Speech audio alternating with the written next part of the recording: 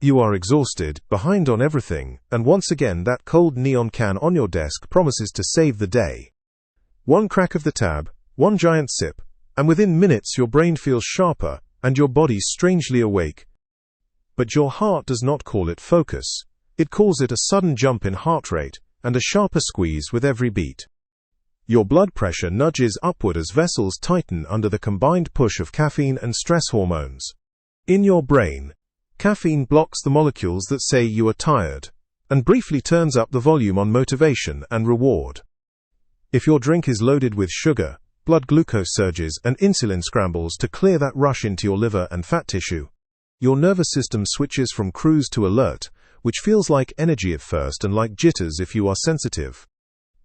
For a short window, you type faster, think quicker, push harder, and it feels like you have finally hacked your tired body. But as caffeine wanes and sugar drops, the same chemistry that pushed you up now pulls the floor out from under you. The easiest solution to that crash is not sleep or food. It is usually another can, and another, and another. Meanwhile, your heart, blood vessels, brain, nerves and liver are all forced into this performance whether they like it or not. At the center of the story are caffeine and sugar, sometimes allies for performance, sometimes villains for long-term health. So what happens if you drink energy drinks every single day for 30 days? What changes quietly inside all of these systems? In the next 20 minutes, I will walk you through that month, like a surgeon and a filmmaker, so you can decide what this habit is really costing. Day 1 starts innocently, a single can to replace sleep you did not get, or to push through a tougher than usual morning. Within minutes, caffeine enters your bloodstream, peaking around 30 to 45 minutes after that first sip. Your heart beats faster, your vessels tighten, and your blood pressure gets a temporary but very real nudge upward. Your brain feels laser-focused, because adenosine, the chemical whispering you are tired, has been pushed out of the way. If the drink is sugary, glucose levels spike, and insulin rushes out to stuff that sugar into liver and fat cells. What you feel is surge. What your body experiences is an artificial push layered on top of real underlying fatigue. 2 to 3 hours later, caffeine levels start drifting down and blood sugar can slide, bringing that familiar mid-morning dip. You call it a crash, the gap between the high your brain expected and the reality of your tired system catching up. Instead of food, water, or a short break, the fastest fix is usually a second can. By bedtime on day 1, caffeine still lingers in your blood, even if you do not feel wired anymore. That leftover stimulant makes it harder to slide into deep sleep even when you are exhausted. You might still clock 7 or 8 hours in bed, but the deep, restorative phases become shallower and shorter.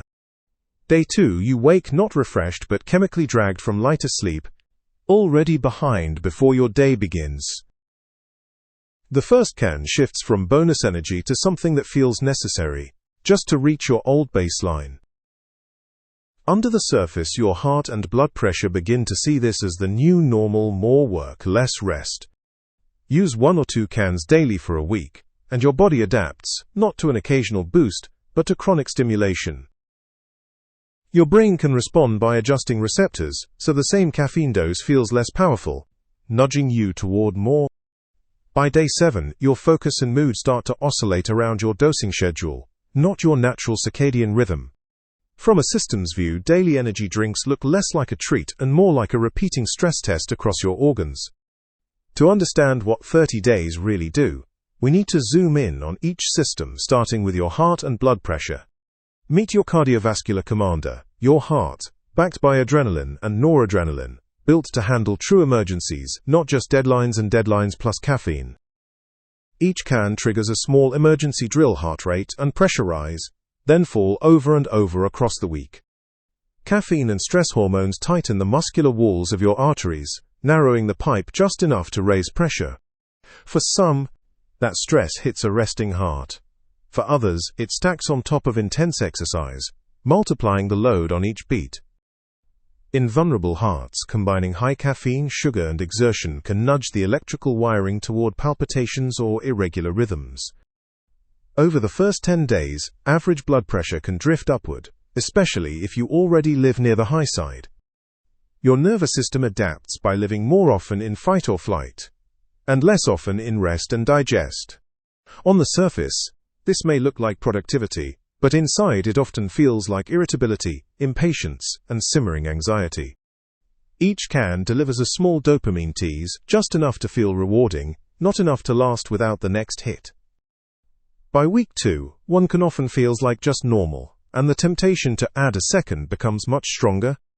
Sugary energy drinks create glucose roller coasters, fast climbs, fast drops that leave you chasing stability with more consumption.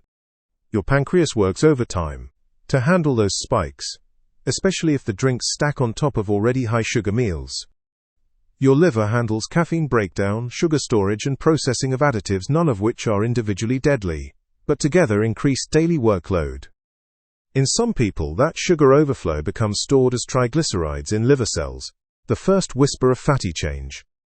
The more days you repeat the pattern, the more your autonomic balance tilts towards sympathetic overdrive. Night after night, microfractures in sleep quality accumulate, reducing the time your heart and vessels have to repair microscopic damage. A late afternoon or evening might feel necessary to keep going, but it steals from the very sleep that could replace it. As tolerance builds, adenosine receptors multiply, so when caffeine wears off, you can feel even more wiped than before.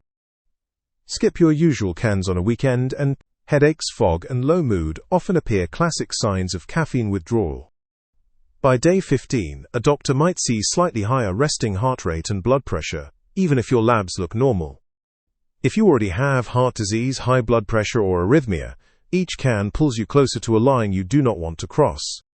Your peripheral nerves may express that overload as hand tremors, twitching, or the sense that you simply can't sit still. The carbonation, acidity, and caffeine can irritate your stomach and esophagus, leading to more frequent heartburn and reflux.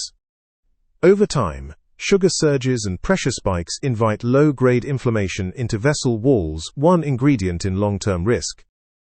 In real life, energy drinks often stack with alcohol, nicotine, or ultra-processed food, compounding the load on your heart and liver. Mentally, you may feel wired but fragile, dependent on the next can to think clearly, yet jittery when it finally kicks in. The habit loop is simple and brutal. Fatigue triggers the drink worsens sleep, and worse sleep feeds more fatigue. By around day 20, the control room shows clearer trends, none catastrophic, but all pointing in the same direction. In some, early liver changes show up only as slightly higher enzymes still in range, but hinting at extra work. Add energy drinks to a high-calorie lifestyle, and insulin sensitivity can start to soften, another quiet step toward metabolic strain. Two people can drink the same product. One sees a mild bump, the other walks straight toward elevated pressure and dependence. A nervous system kept on high for too long does not stay sharp. It becomes drained, anxious, and less resilient to real stress. Caffeine late in the day nudges your internal clock-off schedule, making each night's sleep feel a little less natural. Around the halfway mark, the story stops being about a single can and becomes about the cumulative strain of many small pushes. You might not look dramatically different, but your heart, vessels, nerves, and liver all know this month has been abnormal. From the outside, it is just a drink. From the inside, it is a repeating message: work harder, recover less. If your organs could sit at a round table, most would agree, this is sustainable for a while but not free. Where you land on the risk spectrum depends on dose, strength, your genetics, and the health you walk in with. By 30 days, every system on this list has felt the experiment, even if you have not yet felt the consequences. To decide what to do next, we need to zoom even deeper into survival, adaptation, and how to reverse what can still be reversed. Let us walk organ by organ and see how 30 days of daily energy drinks shape each system's story. Resting heart rate may creep up as your cardiovascular system adapts to more frequent surges and less deep recovery. Morning blood pressure surges, already a risk zone, can climb higher, with early caffeine stacked on psychological stress. Your arteries feel each spike as a pressure wave, like water hammer in a pipe, stressing the delicate lining inside. A healthy endothelium can handle many insults, But repeated daily stress, plus poor sleep, slowly erodes that resilience. In your brain, tolerance means more receptors and less response, so you need more caffeine just to feel normal. 30 days in, you may confuse caffeine-driven focus with true clarity, forgetting what your baseline once felt like. Sensitivity to anxiety circuits can increase, making your brain jumpier, more reactive to emails, comments, and minor problems. Your brain wires a loop. Feeling tired or stressed triggers the thought of the can, and the brief high reinforces the habit. Your liver becomes the silent worker, processing caffeine, metabolizing sugar, and handling additives day after day.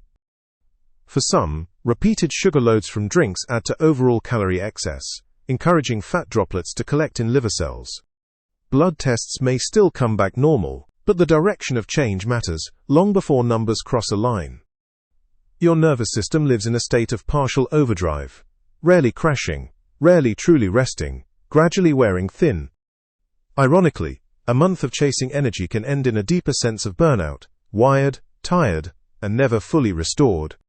Daily acid carbonation and caffeine tilt some stomachs toward irritation and reflux, especially if they replace real meals. Paired with ultra-processed food and little fiber, sugary drinks help build a perfect storm for metabolic strain.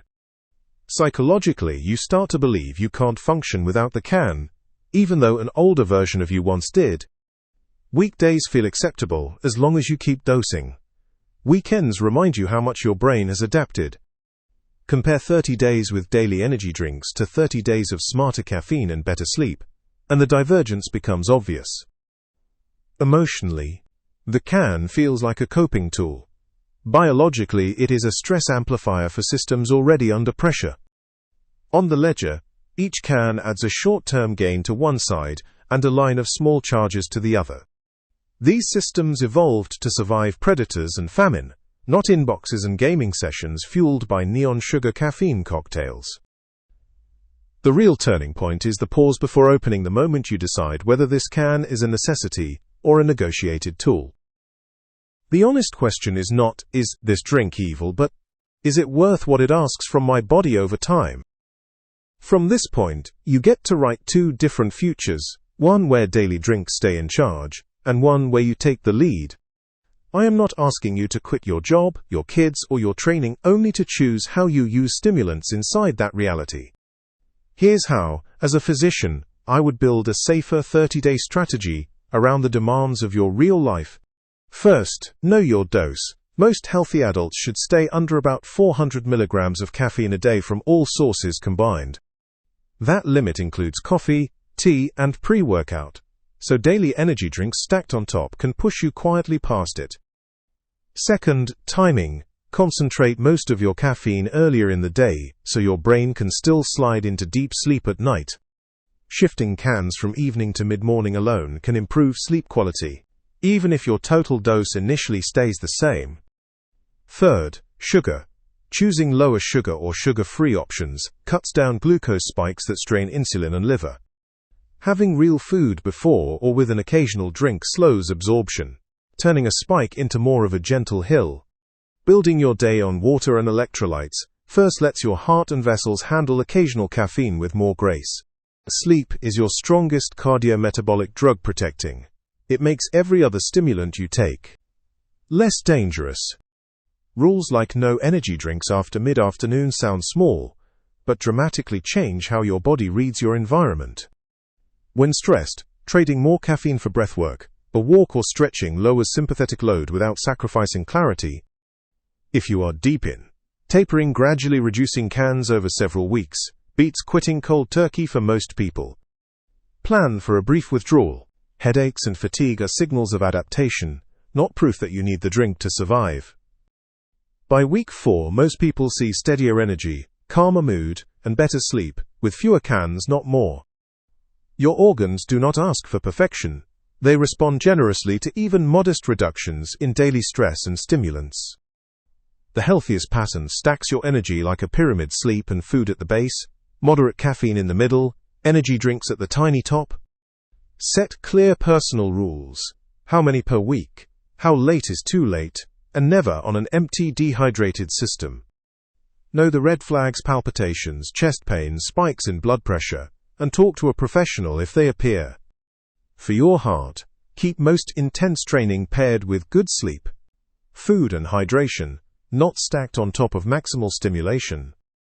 Reframe the can from daily necessity to occasional tool, a sometimes treat, not a built-in part of your bloodstream. Track the experiments on yourself. Sleep, resting heart rate, mood and cravings will tell you more than marketing ever will. Often the hardest step is replacing that first can. For many, a moderate coffee plus real breakfast works far better long-term. When afternoon fatigue hits, try movement and hydration first. Save caffeine for when it truly changes performance, not just emotion. Before you open one, ask, am I fixing a sleep problem, a stress problem, or just masking something my body is begging me to change?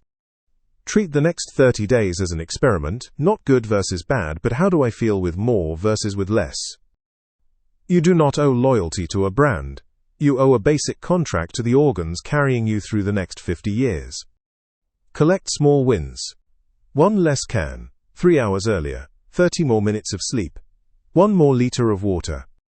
Your future self will never regret fewer daily stimulants, calmer nights, and an easier workload on the heart that never gets to clock out. If you already have high blood pressure, heart disease, or liver issues, design your plan with a doctor, not with a marketing slogan. Your limit does not have to be 0, it just has to be honest, consistent, and tailored to your medical reality. Every time you normalize alternatives, you make it easier for everyone around you to ease off the daily neon rush too. Change your story from "I am the person who lives on energy drinks" to "I am the person who takes care of my heart and brain." Over weeks, your brain can rebalance receptors, letting real sleep, not just stimulants, restore your clarity. Your organs do not say thank you in words. They say it through lower pressure, steadier rhythms, quieter nerves, and better labs. A good day is not stimulant-free. It is balanced, where chemistry supports your life instead of dragging it around. Used rarely and intentionally, an energy drink can be a tool.